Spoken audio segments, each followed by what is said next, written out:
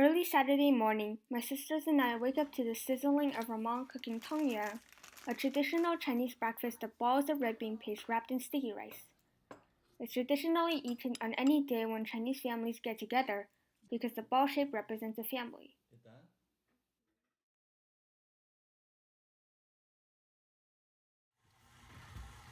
My mom was born and raised in Shanghai, China. As a child, her family was poor and had little of the many things I take for granted today.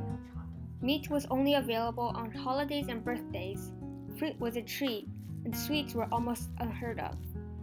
Even beyond food, however, her life was difficult. At the age of 10, she lost her mother, and both her father and her stepmother decided that she should quit high school and begin work. My mother, being my mother, decided to continue high school, graduate with top grades, win a scholarship for college and eventually medical school, and become a doctor so she could help save lives, inspired by a mother who she could not help. She eventually immigrated to the United States for further schooling, deciding to bring back a long-lasting love for mathematics.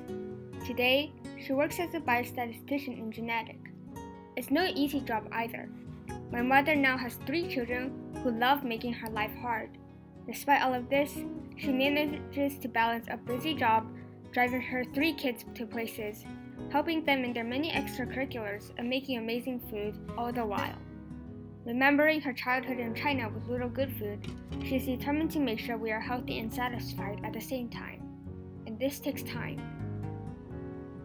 My mom starts making lunch 2 hours before we eat.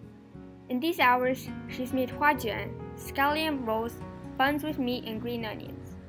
Because we all have different preferences, she's made both soft and fluffy steamed buns and crispy fried buns, just because she has so much time.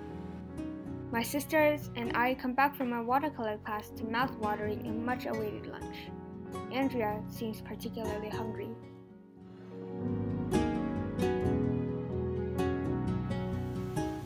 For dinner, my mom takes a quick trip to the seafood section of the Marina food market to pick out a fish. An employee quickly kills and cleans the fish.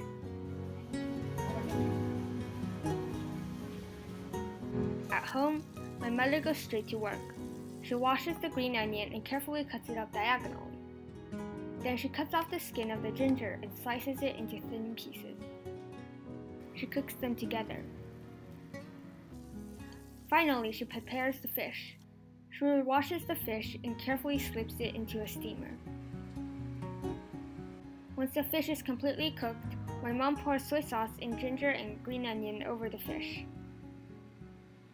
2.5 hours after she left for the supermarket, dinner is prepared.